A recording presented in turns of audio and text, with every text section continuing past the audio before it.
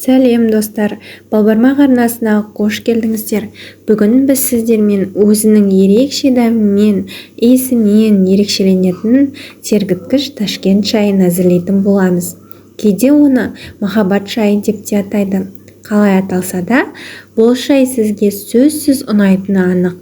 Сондықтан видеоны соңына дейін қарап, бізбен бірге әзірлеңіздер. Ташкент шайын әзірлеу үшін апельсин және лимон тілімдері қажет.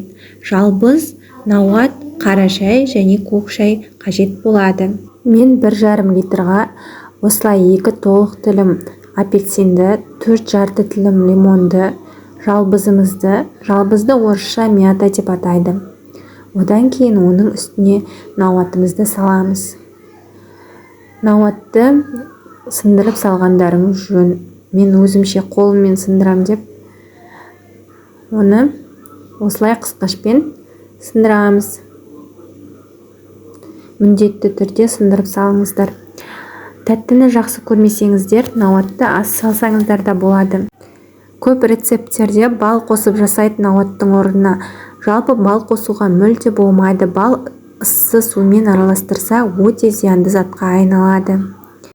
Осы шай адам ағзасына пайдасы өте зор, зияны жоқ. Қан тамырларды тазалайды, иммунитетті көтереді. Әсіресе бас ауырғанда қойдыратын қасиеті бар. Шай ішсең көңілің жай демекші, аузыңнан дәмі кетпейді. Басыңыз ауырса дәріге жүгірмей, осы рецепті дайындап ішіп көріңіз.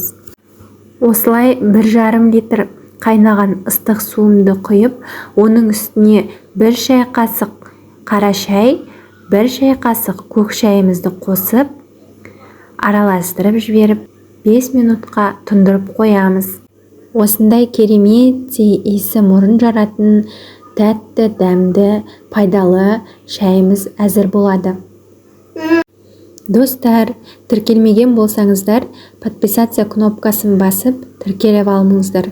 Жоғалтып алмас үшін қоңыраушаны басып қойыңыздар. Балбармақ арнасында керемет рецепттер бар.